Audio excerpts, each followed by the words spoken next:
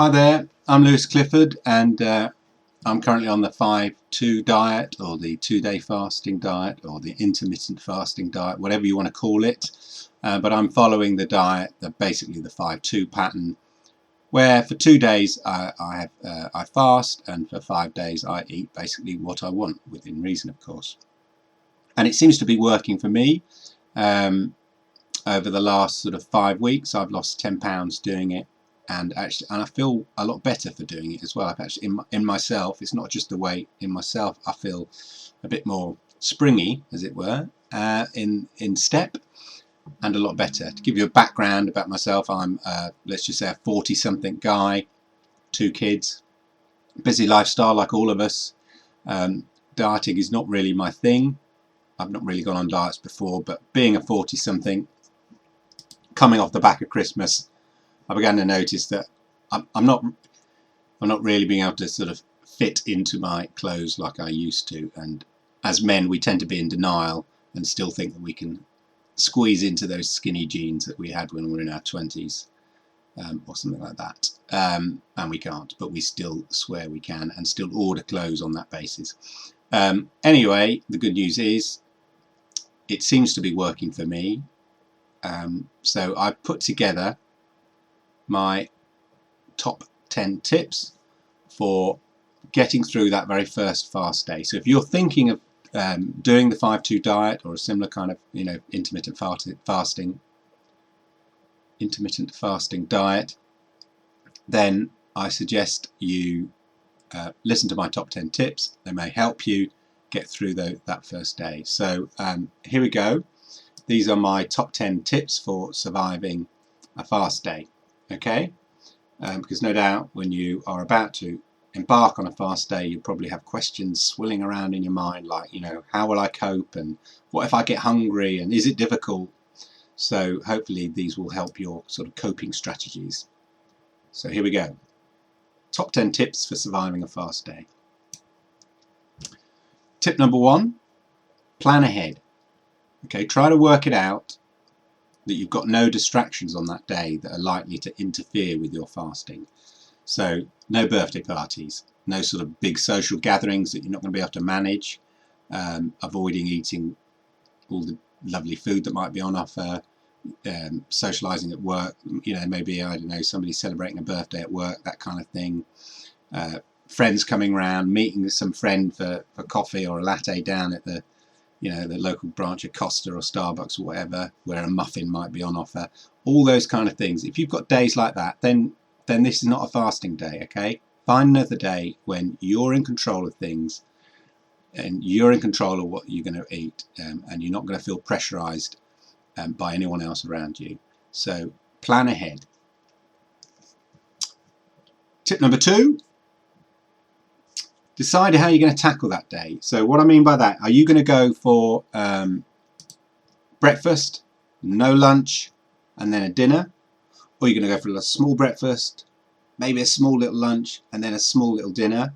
Both options are totally valid. It's entirely down to you. Personally, I prefer to go for a smallish breakfast, don't have any lunch, just work through lunch, and then a dinner. And there is some suggestion that actually going for longer between meals has some health benefits, but the research is still being done on that. So, and I'm not a qualified doctor, but it's just what I've read. But both options are entirely down to you. Option number 3, drink lots of water. The first time I did my fast day, I had a really bad headache in the afternoon. I don't want to put you off, I've not had it since. And it was because I realised I'd not been taking on water, and it's surprising how much water is contained in the food that we would normally eat. So now you're not eating that on a fast day. You need to replenish that water and dehydrate to get through the day, and so drink lots of water. I mean, with me, a few glasses of water and my headaches were gone anyway. Tip number 4, acquire a taste for black coffee or tea. I like a warm drink. Normally on a non-fast day, I like to turn up at work, I'll get myself a latte, I'll sit down, and I'm ready to work. Obviously I can't have a latte on a fast day really, it's going to consume too many calories, but I can have a black coffee. So I like a warm drink during the day. So on fast days I revert to just drinking black tea. So I usually have a tea because I like a cup of tea in the morning with my breakfast, so I have a black tea, maybe a rooibos tea or something like that, or even just an ordinary tea. And I drink lots of black coffee just during the day. Whenever I'm sort of bored or kind of want to eat something or might feel hungry, I just have a black coffee. It'll only be 3 or 4 cups. And don't, you know, there is actually strong evidence that black coffee is not bad for you, despite what people say. I read an article recently that actually, you know, it's quite good for you. So yeah, black coffee is a great way, if you can get into drinking black coffee, a great way if you're in a kind of a work environment where you like, you know, people drinking cups of tea or coffee during the day. Black coffee can get you through that day. Tip number 5. Will you get hungry? Yes, you will. You will feel hungry. You're going to feel hungry. You will get those hunger pains, especially the first couple of times that you do your fast day. So you just have to learn how to manage this. You know, your stomach will rumble, the hunger feeling will gnaw away at you, but ignore it. And it soon goes away, trust me. And you will develop coping strategies over time. And after a few fasting days, and you'll find this much easier to manage. One great example, if you've ever been really busy at work, that you've just worked through lunch and then you've looked at the clock and it's like 3 o'clock and you've gone, oh, I haven't eaten lunch. Well, you manage then because you were occupied. Keep yourself occupied. Go for a walk. Just keep yourself busy and keep drinking coffee, and it works, and you'll get through it no problem. Number 6. Tip number 6. Focus on the fact that tomorrow you can enjoy your nice breakfast, your skinny latte, without a care in the world. Because today you're doing the work, you're doing the hard work, you're doing your fast day. So you'll savour that food tomorrow and enjoy it even more. You'll enjoy your breakfast tomorrow, okay? Now this comes with a warning. Just because you've done a fast day, do not overcompensate the next day and think, right, I'm having a massive fry-up. If you don't normally have a massive fry-up, don't have a massive fry-up. Have your normal breakfast the next day, but just savour it, enjoy it, okay? Remember, you've still got to try and eat healthily on non-fast days. I mean, that's just natural, you know, common sense. Number 7. Tip number 7. Okay, so my other half, she likes to keep her calories low on a fast day, but initially she tried to use every calorie she was allowed in her quota. So she'd come to me, I've still got 125 calories left, and so if she had that 100 calories or whatever it was, she might treat herself to a small bar of you know, chocolate, which was, you know, 125 calories, and then she'd tell me, oh, I'm still under my 500 calories. And so it worked. If you could do that, if you can get through to the end of the day and you've still got spare calories and you want to use them up to that limit of 500 calories or 600 calories for a guy, whatever it is, then fine. But personally, I like it sometimes. Some days I've only had 350, maybe 400 calories in a day. And I don't feel a need to use up my quota.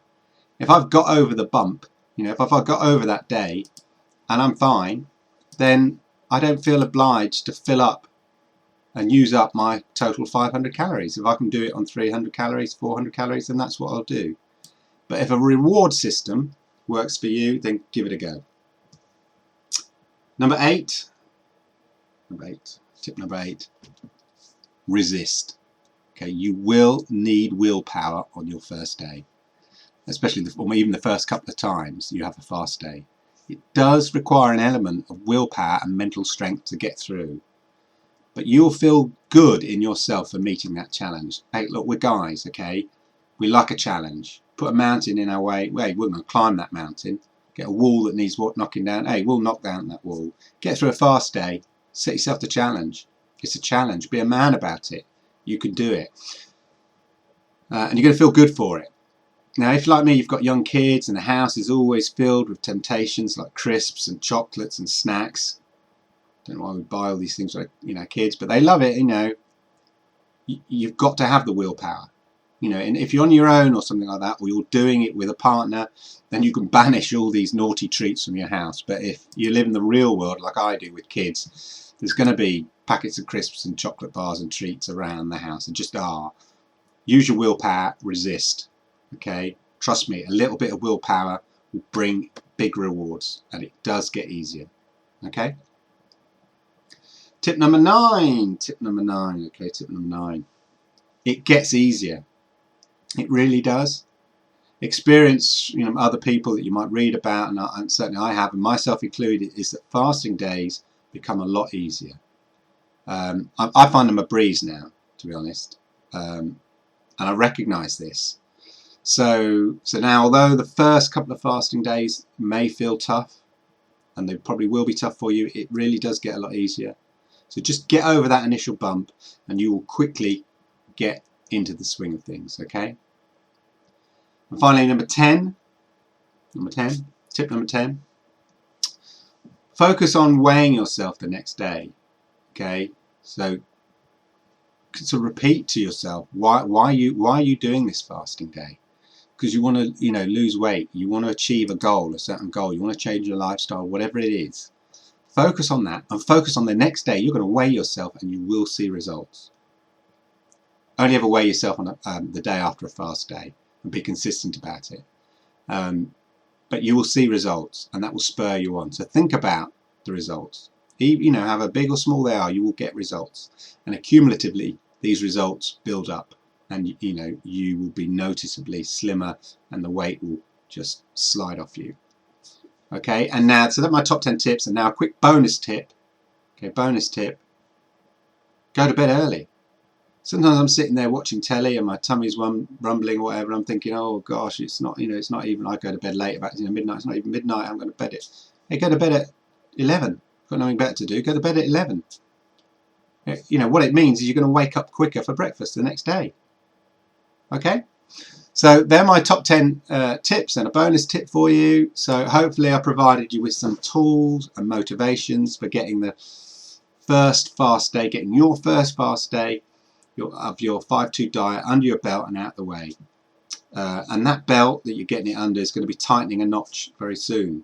So look, the first day is tough.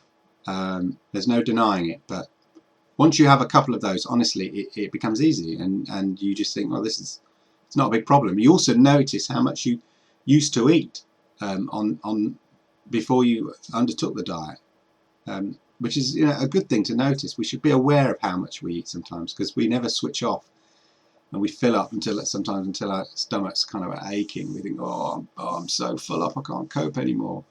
But anyway, I hope those tips are useful. Apply them. See if they work. Let me know how it goes on your comment, and don't forget to visit my website as well, www.5-2dietformen.com. I'll leave a link for you. I hope that helps. Thanks for listening. Cheers.